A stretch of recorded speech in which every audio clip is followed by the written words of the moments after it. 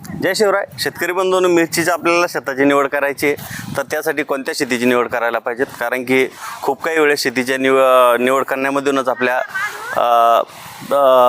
त्या ठिकाणी खूप काही नुकसान होतं. तर शेतीची निवड करताना जास्तीत जास्त स्लोप असलेली जमीन, पाण्याचा निचरा होणारी आणि अति काळी जमीन पण नको आहेत, ज्या ठिकाणी पाणी जास्त निचरा होणार नाही, त्यासाठी थोडी भुरमाड लायफिटी जमीन पाहिजेत.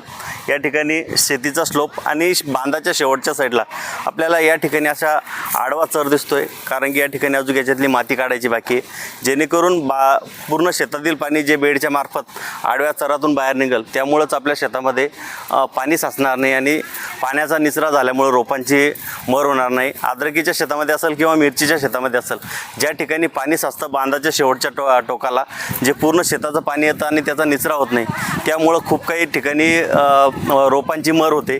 ज्या ठिकाणी सतत पाणी साचत असला तर त्याच ठिकाणी बुरशीची लागण सुरुवात होऊन पूर्ण शेतामध्ये आपल्याला भुरी असेल, फिजिरो मिल्ट असेल किंवा कोणत्याही बुरशीची लागण ही ज्या ठिकाणी ओलावा जास्त दिवस टिकून राहतो तिथूनच सुरुवात होते. तर त्यासाठी अशा आडव्या पद्धतीने आपल्याला या ठिकाणी दिसतोय की असा चर जर काढला आणि ते पाणी जर शेतातून व्यवस्थितरित्या काढून दिलं तर 0 बजेटमध्ये आपल्या नियोजनातूनच फक्त या ठिकाणी आपल्याला रोगाचा प्रादुर्भाव रोखता येईल आणि जास्तीत जास्त आपल्याला त्याच्यावरचा खर्च टाळून या ठिकाणी 0 बजेटमध्ये आपल्याला अशा पद्धतीनं शेतीची निवड करताना आडवा चर आणि शेतीला जास्तीत जास्त स्लोप असणं गरजेचं आहे.